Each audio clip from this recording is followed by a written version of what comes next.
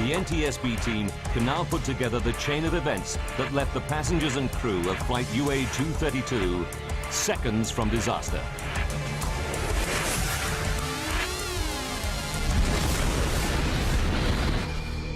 As the DC-10's fan disc rotates at 3,800 RPM, the huge stresses initiate a minute crack in the defect. With every flight, it grows fractionally bigger. July 19th, 1989, 44 minutes from disaster. The fan disc has been in service for 15,503 flights over 17 years. The crack reaches 13 millimeters in length. The faulty fan disc can no longer cope with the stresses imposed by its rotation. It shears in two. The damage it causes makes the DC-10 virtually unflyable. For the next 40 minutes, the pilots struggle to control the plane.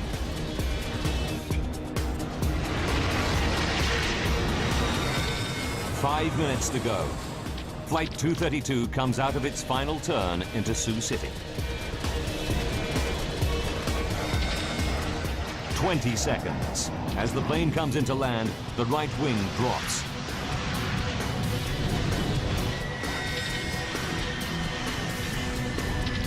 Disaster strikes.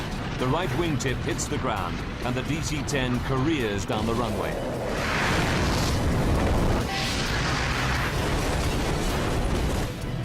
A $21 million jet weighing 165 tons is brought down by a tiny metallic floor.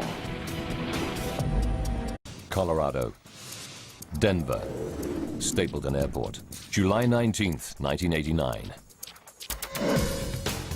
Known as the gateway to the Rockies, Denver is the starting point for journeys all over the U.S. 1,300 planes take off from here every day, carrying over 75,000 passengers. It's the peak of the summer season, and Stapleton is packed with vacationers and business travelers.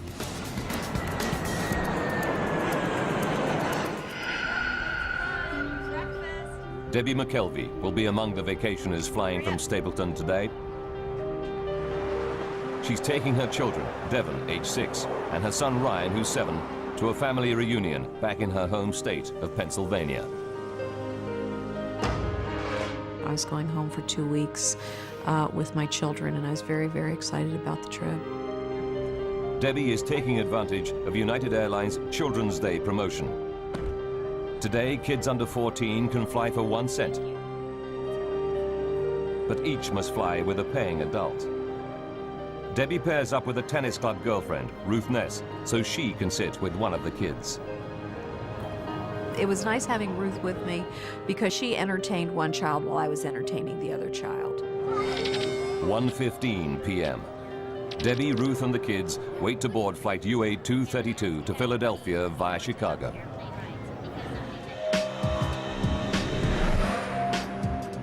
Commanding the flight is Captain Alfred C. Haynes. His cabin staff reported a minor electrical fault in the galley on the previous leg, but engineers have given it the all clear. Captain Haynes is a veteran pilot with 7,190 hours logged in the DC-10. The passengers will be in safe hands today. The DC-10 is a great airplane to fly. I think I was termed an old man's airplane because it's so simple to fly. At this time, in the late 1980s, there are over 400 DC-10s in service. But it's a plane with a troubled history. Windsor, Ontario, 1972. A cargo door blows out on a year-old DC-10, causing severe decompression. The pilots managed to land the plane safely. 2 years later, a door comes off a Turkish Airlines DC-10 flying out of Paris. This time, the violent decompression tears the plane apart in midair. All 346 people on board die. McDonnell Douglas finds the fault and fixes it. But the reputation of the DC-10 never fully recovers. The DC-10 making flight 232 today is in its 17th year of service and has flown over 43,000 hours. So far, without incident. Today should be no different. Jerry Schemmel is Deputy Commissioner of the Continental Basketball Association and a frequent flyer. I was never a nervous flyer. I always kind of enjoyed flying. I took my first flight at age 18. I always enjoyed it. Jerry is flying to Columbus on business with his boss and great friend, Jay Ramsdell. Their original flight is cancelled, but Jay gets a seat on the very next flight. The bad news is there's no seat for Jerry. Jay decides to stay with his buddy and wait for an even later plane. I didn't think much of it at that time. I thought it was a nice gesture. I thought to myself, I hope I would have done the same thing. Finally, after a 6.5-hour wait, Jerry and Jay both get seats on flight UA232 to Philadelphia. Flight 232 is busy today. It's carrying 285 passengers and 11 crew. Debbie McKelvey boards with her friend and 2 kids. They add to an unusually high number of children on board. 52 in total, thanks to the Children's Day deal. For senior flight attendant Jan Brown Law, lots of children on board means a busy flight ahead. After a 4-day trip, Jan is excited to be heading home to Chicago. I just remember feeling just the energy of this last leg and getting all pumped up to do the service. Captain Haynes, co-pilot Bill Records, and flight engineer Dudley Dvorak run through their pre-flight checks. They taxi out to the runway and await the takeoff clearance. At 2:09 p.m., the 3-engine jet flies out of Denver. The morning we left Denver, it was clear skies, beautiful day, nice smooth air, comfortable flight, just a routine flight. Debbie McKelvey sits with her son Ryan, while her friend Ruth is 1 row behind, looking after her daughter Devon. At 3:16 p.m., they're finishing their meal.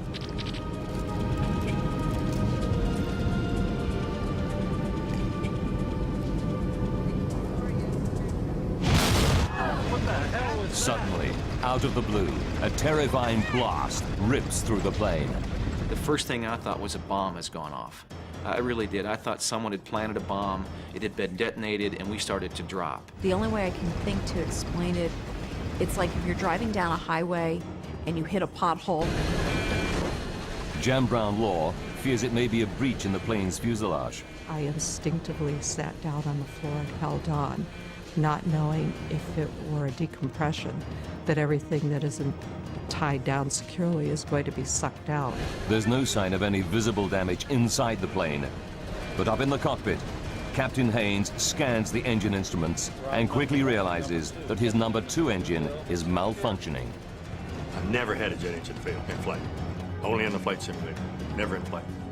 But this time, it's happening for real. 3:17 p.m. Captain Haynes' priority is to shut down the problem engine. He's not too worried. The DC-10 can fly comfortably on its remaining 2 wing-mounted engines. Haynes follows the shutdown procedure and cuts off fuel and power to the number 2 engine.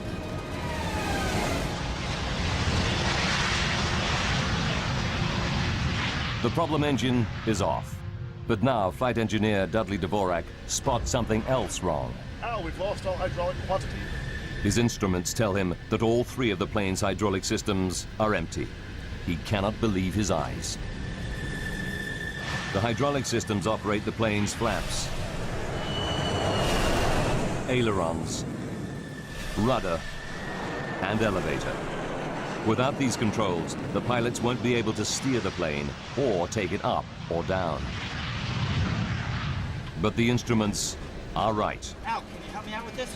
Co-pilot Bill Records is horrified to find his flight controls are no longer responding.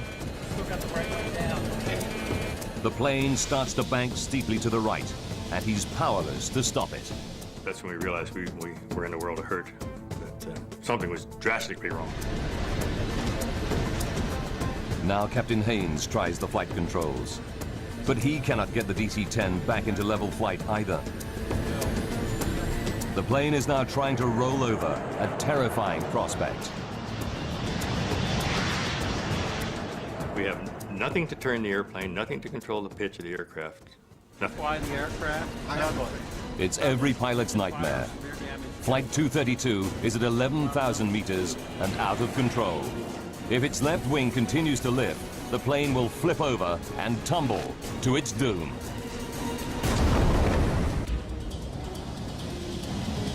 United Airlines Flight 232 is down to 2 engines. Worse still, the plane has lost all conventional flight controls. Despite everything that Captain Haynes tries, the plane seems bent on turning over. Back in the cabin, the passengers feel the plane banking steeply. Now, my son at 7½, he had always been a people watcher. And he looked around and he said, something's not right here. You could feel the turn. You could feel the sensation physically of your body leaning off to the right side. I remember feeling that, thinking that was very unusual. 3:18 p.m. The left wing is so high that the plane is in an extremely steep bank. Al Haynes knows that within a few more seconds, it will roll over and tumble out of control. Keep helping me lose it a little bit. There is just one old aviator's trick left to him. If it fails, Flight 232 is doomed. The first reaction was to just close one throttle and push the other one up, see if maybe that would help. In a desperate bid to restore level flight, Haynes tries adjusting the relative power of the 2 wing engines. If the right engine runs faster, the airplane will bank left, and vice versa.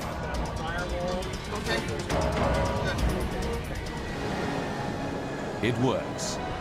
Captain Haynes is able to pull the plane out of its roll. He still has no flight controls, but he regains a crude form of steering by using the throttles. But Haynes finds that he can only make right-hand turns. 3:20 p.m. Co-pilot Bill Records radios Minneapolis Air Route Traffic Control Center. United 232 Heavy. We've shut down engine. He reports the loss of flight controls and requests a flight path to the nearest airport. The pilots have no idea how they're going to land the crippled plane. Ladies and gentlemen, this is the captain. We've shut down the number 2 engine. Now Captain Haynes tells passengers that one engine has failed, but he doesn't mention the loss of flight controls. Chicago, but we may be just a Not all the passengers find his words reassuring. You could just feel a tenseness in the flight attendants. And that's when you kind of felt there's something not right here. Captain Haynes knows that time is running out. UA232 is dropping at around 250 meters per minute. They need to attempt an emergency landing soon, before they lose height altogether. 3:22. Air traffic control informs the flight crew that their nearest runway is at Sioux Gateway. This is a small regional airport near the sleepy town of Sioux City, Iowa. 3:25 p.m. A quiet afternoon in a Sioux City fire station is about to get a whole lot busier. When Fire Chief Robert Hamilton hears an alert called in, he suspects something big.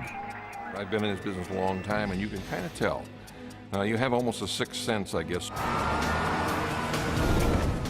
Within minutes, the fire chief's hunch is proved correct. UA232 is heading right for his city. 9 fire trucks race out to their emergency positions on one of the runways. Now Captain Haynes and his crew have to work out how they're going to land the plane with barely any controls. Before they can make a plan, they hit another problem. The DC-10 starts to soar up and then down in a random, uncontrollable cycle. For the pilots, it's like riding a roller coaster through the sky. We had no idea how long we were going to keep that airplane in the sky. Debbie McKelvey feels the plane's erratic motion and fears for her life. Here I have a 6-year-old and a 7-year-old. You start praying, you know, if I'm gonna die, please make sure we all go and we all go quick. 3:26 p.m. Captain Haynes calls his senior flight attendant up to the cockpit. When I opened that door, the whole atmosphere hit me. It's the worst crisis possible. The captain tells Jan to prepare the cabin for an emergency landing. As I walked through the first-class cabin, I just could not look anybody in the eye because I was afraid they'd read the fear in mine. Denny Fitch is a DC-10 training pilot flying home from an instructor session. He knows that something is wrong and offers his help. 3:29. What Denny finds in the cockpit shocks him. It was an amazing scene for me because both the pilots were in fact on the controls. Both of them, their tendons in their forearms were raised from effort. Their knuckles were white from grip. As an expert training pilot, Denny Fitch is ready for any emergency, but he's never seen anything like this before. I was dumbfounded because it was unheard of. As a matter of fact, there was no procedure for it, having no hydraulics. The first thought that came to my mind, to be honest, was that I was going to die that afternoon.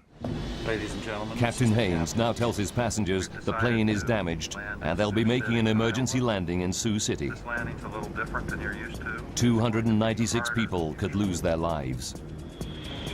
Getting this airplane down without crashing will be the ultimate test of pilot skill. Denny offers to help out any way he can. I said, "Captain, would you want me to do your throttles?" And he responded, "Yes, do that." Denny takes over on the throttles, the only controls still functioning. They allow him some degree of steering, but the plane is still only able to make right-hand turns.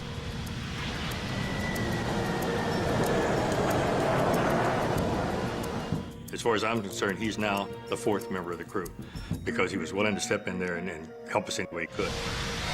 3:48. The DC-10 is now 12 minutes from Sioux City Airport, and they're running out of altitude. It's time for the pilots to face an almost unthinkable prospect. In a few minutes, they must attempt to land a 165-ton jet without proper flight controls. The lives of 285 passengers are in their hands.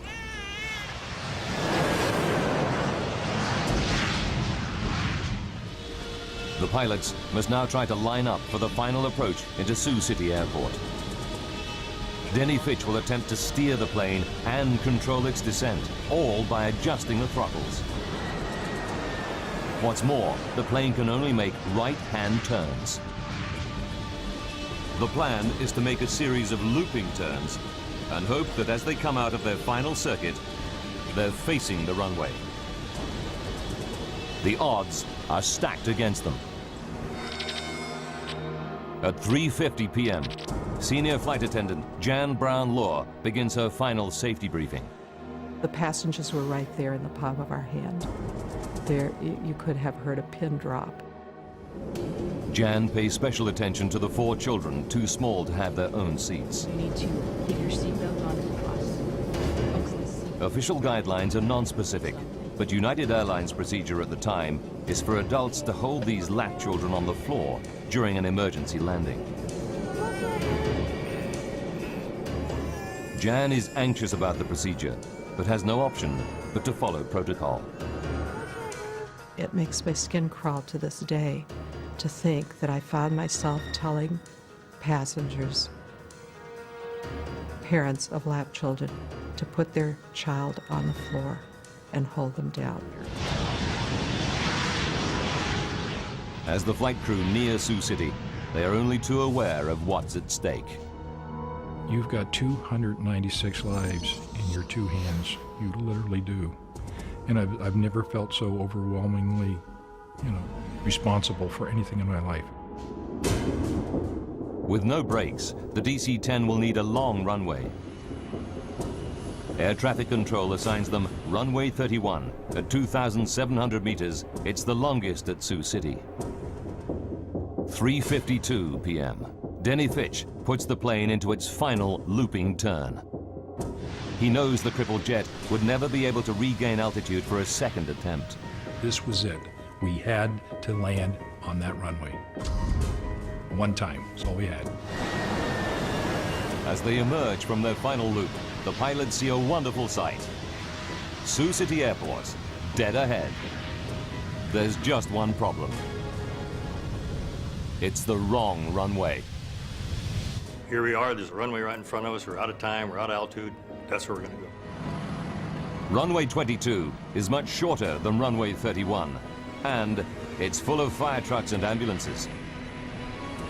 It wasn't until probably a couple of minutes at the most that we had a change in that the runway was actually shifted then from 1331 to runway 22. 3:59. Fire trucks race out of the path of the plunging DC-10. And so we were basically just kind of scrambling, getting out of the way, if you will, and trying to get to an ideal position for that particular runway. Captain Haynes orders the passengers into the brace position. Brace, brace, brace. The minute we said brace, it was like a breeze going over a field of wheat. Everybody in the cabin disappeared from sight to go into their brace position. I kept thinking, this is it. And I actually made my son shut the window shade. And I thought, we don't need to see, the end as it's coming.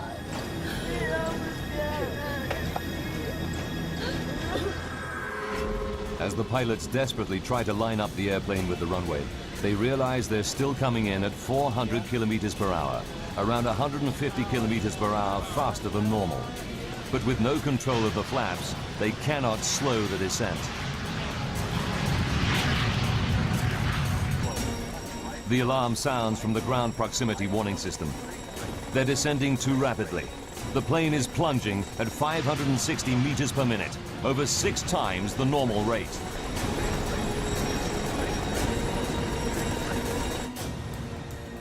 Down on the ground, a local news crew races into position to cover the crash landing.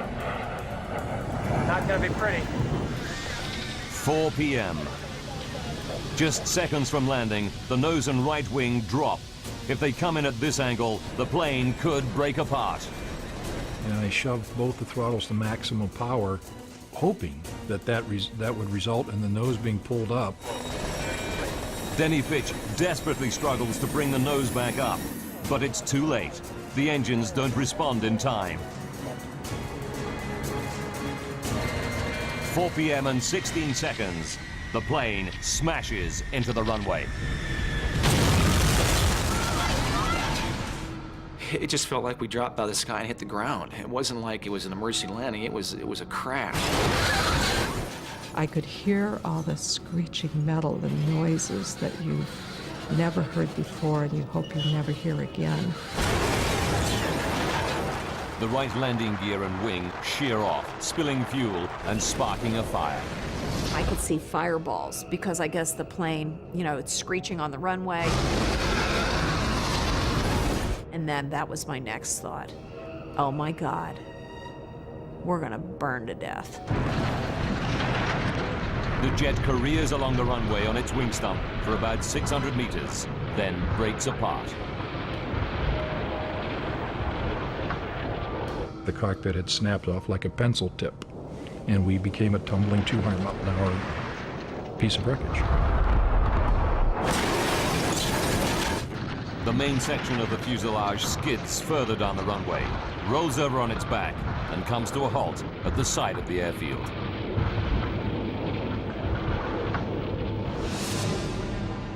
The plane is split into 3 main pieces: cockpit, tail section, and middle passenger section. Dozens of surviving passengers flee the burning cabin. Fire trucks and ambulances race to help them. Emergency workers arrive to an horrific scene of dead and injured passengers.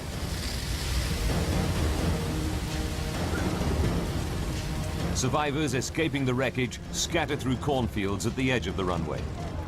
Debbie and her son Ryan are among them. I grabbed my son and we started running and running. And I had no idea where we are. Some of the children and babies held on the floor before landing are missing. the violence of the crash tore them from their parents' grasp. One grief-stricken mother confronts flight attendant Jan Brown Law. And she just looked up at me and she said, "You told me to put him on the floor, that it would be all right." And I thought, I'm going to live with those words for the rest of my life. The child, 23-month-old Evan Zhao, tragically died in the burning jet. In the chaos of the crash, Debbie McKelvey and her son Ryan managed to get out of the wreck. But she can't see 6-year-old daughter Devon anywhere.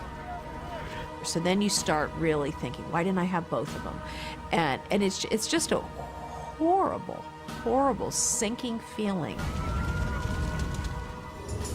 Jerry Schemmel escaped the cabin unhurt.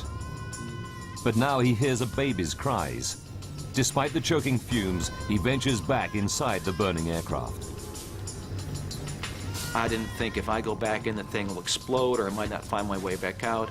I just reacted. I heard the cries of baby, and the next thing I know, I'm back inside the aircraft. As the central cabin section burns, it starts to fill with toxic fumes. Smoke like this can kill in minutes. Parents like Debbie McKelvey fear that their missing children could still be somewhere inside the blazing jet.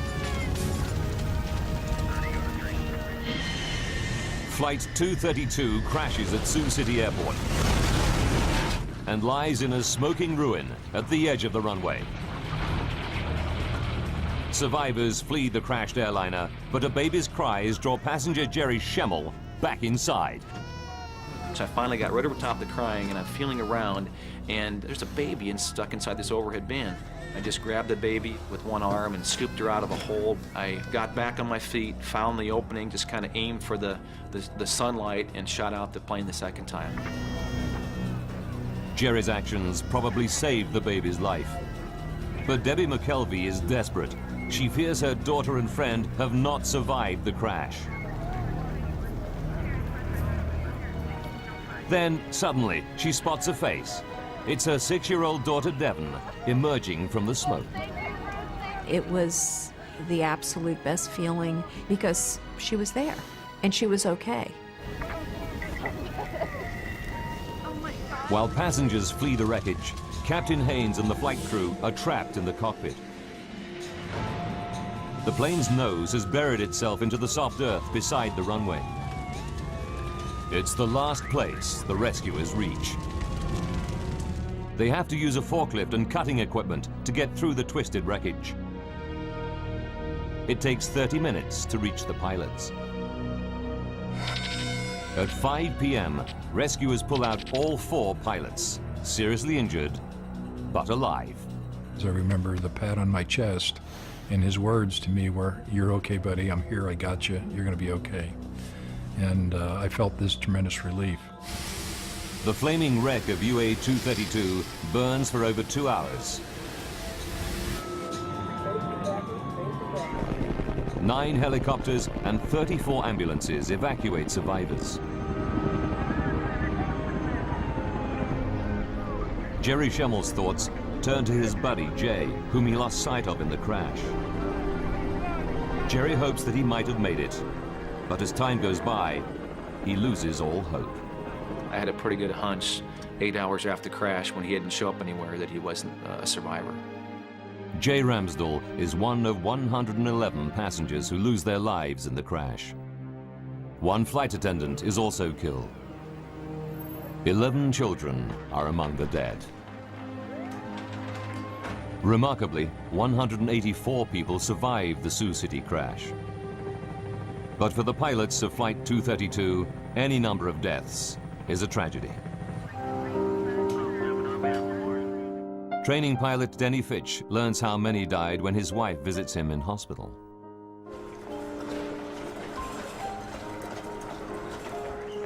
And she started crying because she realized I didn't know the truth. That in fact 112 people had died behind me. And I saw her cry. I had my answer. And I cried every waking moment for the next 3 days. I just couldn't stop crying. It just so tore my heart out to know that people died behind me. I was ready to die for them, and I didn't want them to die. Al Haynes and the flight crew are determined that something positive should come out of the tragedy. I would like to say that this crew, and in fact the entire industry, is dedicated to finding the cause of this accident. So maybe we can never have it happen again.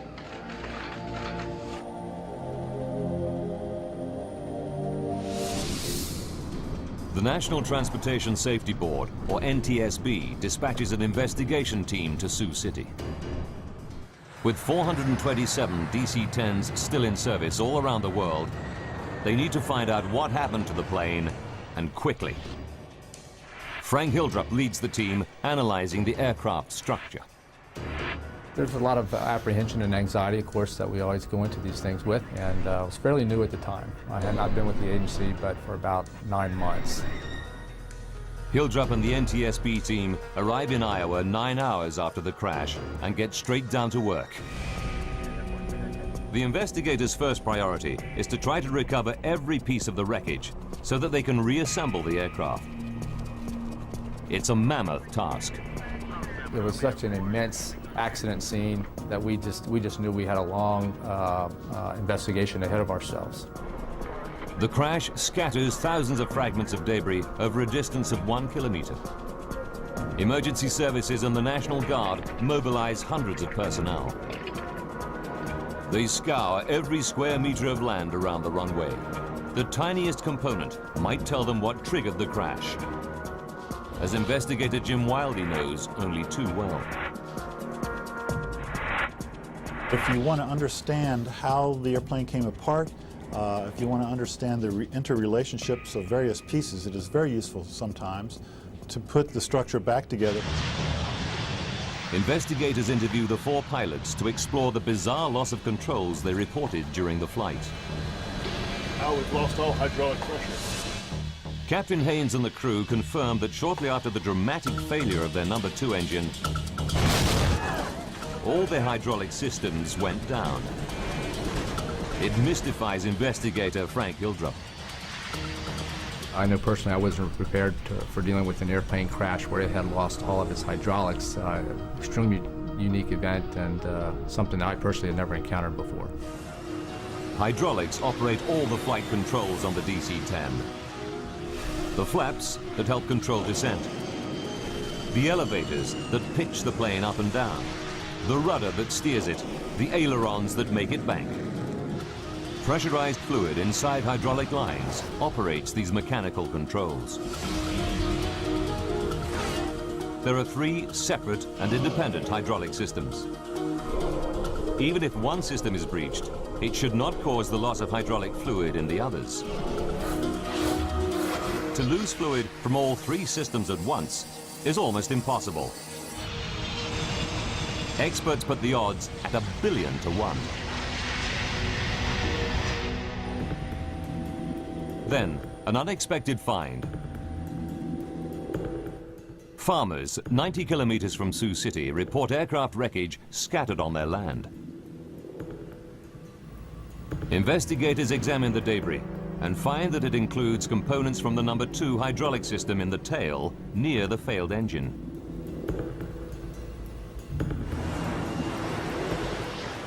The team can calculate from the plane's flight path exactly when these parts fell. They discover it happened at 3:16 p.m., the same moment as the loud bang and the engine failure. What the heck? What was that? Everything points to a catastrophic event inside the engine, which then damages the hydraulic systems.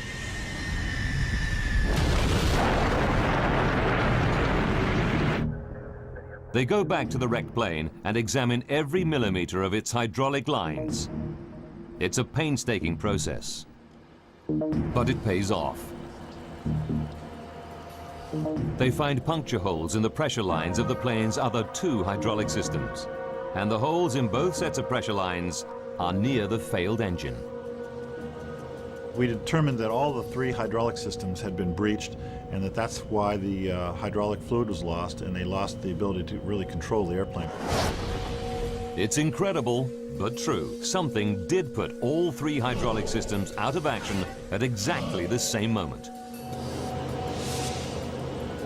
But the team still has to prove that the number 2 engine caused the damage.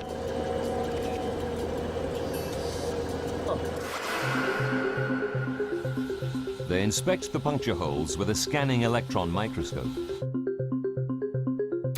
and find minute traces of titanium. Titanium is used for critical airplane parts because it's tough, yet very light. On the DC-10, the only titanium anywhere near the tail section is inside the number 2 engine.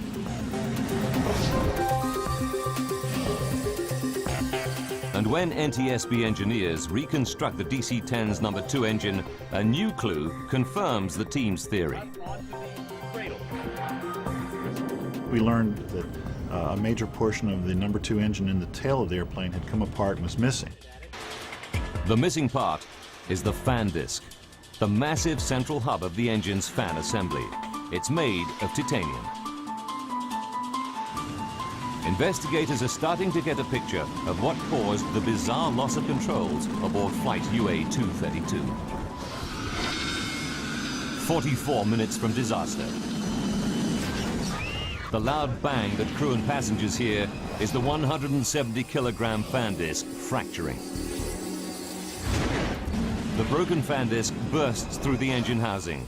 The blast fractures a section of the number 2 hydraulic system.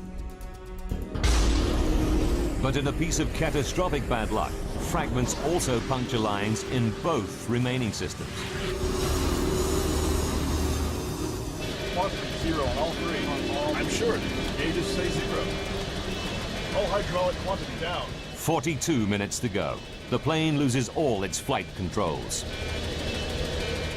The tail section is so badly damaged that the plane can only make right-hand turns. And without elevators, the pilots cannot keep the plane on a level flight path through the sky. But the NTSB investigators still don't know what caused the fan disc to fracture. Until they find out, more than 200 other DC-10s could be flying around with engines that have a similar hidden fault.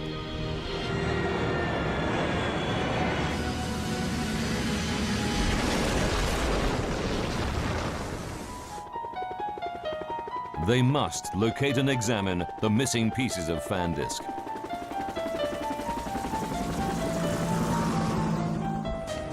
Investigators calculate the likely trajectory of the fan disc debris to find out where it might have landed.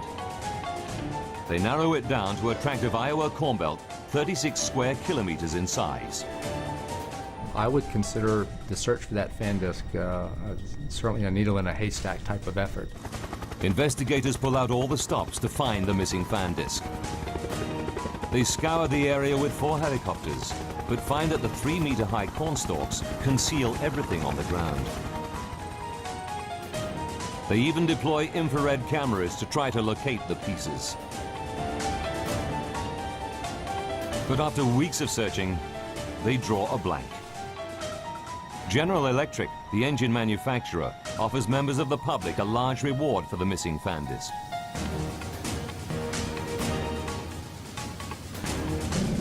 But there's still no sign of it. 2 months go by, and harvest time comes around. Janice and Dale Sorensen have a 180-hectare farm right in the middle of the search area. Tuesday, October 10th, 1989, and Janice Sorensen is out bringing in the corn. As I was combining, I felt a little resistance on the front of the combine, and I backed it up and then put it in neutral and got out and looked, and I knew immediately that this was the piece they were looking for. It's a massive chunk of debris, half buried in the earth. Teams from General Electric and the NTSB race to the Sorensen farm.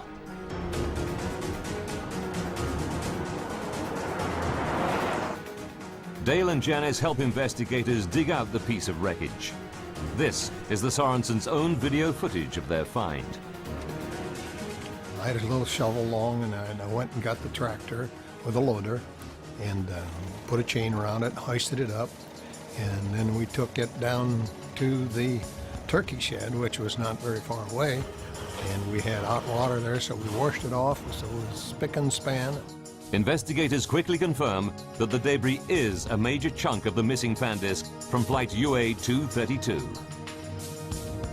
Then they find another piece nearby. Together, the two parts complete the entire missing fan disc. Janice Sorensen learns that her find could hold the key to the disaster. I was very emotional about it. I had some tears. It was a combination of the excitement of finding the piece and of the tears for those who'd lost their lives. One more. Janice and her husband Dale collect General Electric's $120,000 reward. They give over half the money to charity. The NTSB can now begin the next phase of their investigation. They fly the fractured fan disc to the labs of the engine manufacturer General Electric to find out what could break apart such a robust metal component. Jim Wildy, a metallurgist by training, examines the fan disc, starting with the main fracture line where it broke apart. He spots something branching off it, a fatigue crack 13 millimeters long. It's rare to find metal fatigue in a fan disc. These components are specifically designed to withstand the enormous rotational forces within the engine.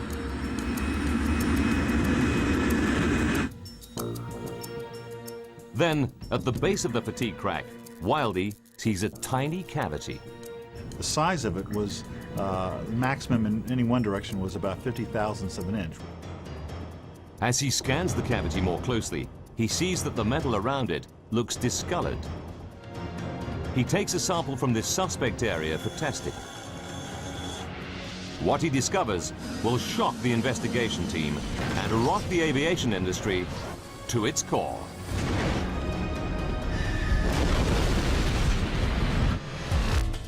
Investigator Jim Wildy examines a tiny cavity in the fractured fan disc from flight UA232. What he finds stuns him. Around the cavity, there is an impurity in the titanium alloy. It's called a hard alpha inclusion, a brittle defect smaller than a fingernail. Analysis reveals that it was caused by excess nitrogen during the forging of the metal ingot. The fan disc in the DC-10 was made from titanium that harbored a fatal hidden defect. It's the final piece of the puzzle. The NTSB team can now put together the chain of events that left the passengers and crew of flight UA232 seconds from disaster.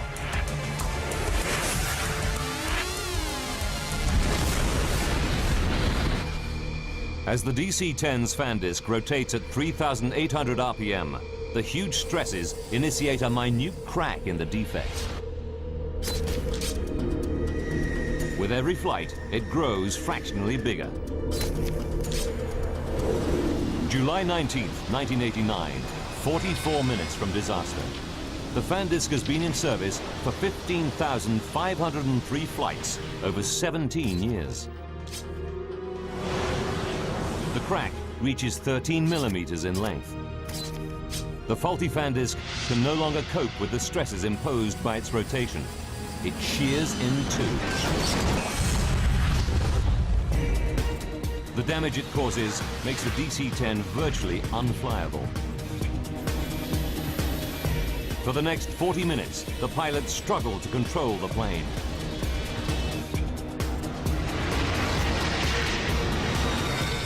Five minutes to go. Flight 232 comes out of its final turn into Sioux City. 20 seconds. As the plane comes into land, the right wing drops.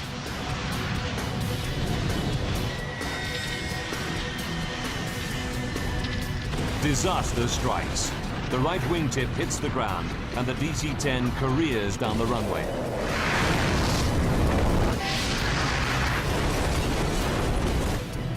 a $21 million jet weighing 165 tons is brought down by a tiny metallic floor. For the NTSB investigation team, there's a terrible twist to the tragedy.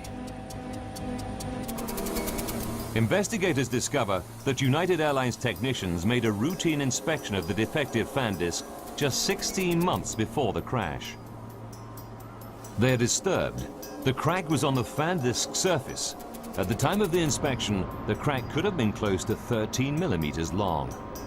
This disc had been inspected before the accident, and we determined that the crack was of a detectable size, but that it just wasn't detected.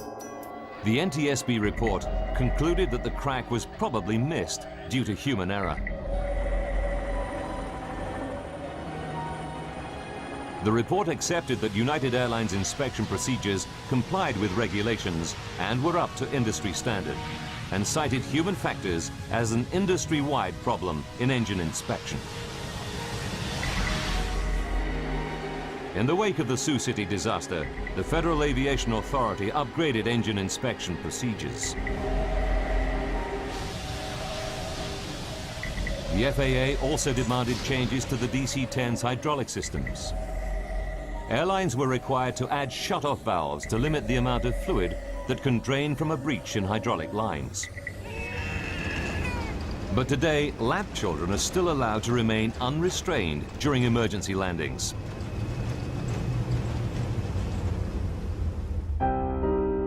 Ever since the crash, Jan Brown Law has campaigned for all children to have allocated seats and safety restraints on airplanes. She has never forgotten the young boy, Evan Zhao, who lost his life on her watch. Evan would be 17 years old today had he been in a seat. Denny Fitch, Al Haynes, and the other crew members received industry awards for their extraordinary professionalism and valor. Jerry Schemmel, who now has children of his own, will never forget the debt he owes the pilots. I've thought about those guys every day for 16 years. I don't think we could have been equipped with a better cockpit crew than what we had. The safety measures triggered by the Sioux City crash transformed aviation safety, not just on the DC-10, but on all passenger airliners. The new rules should ensure that such a bizarre and devastating accident can never happen again.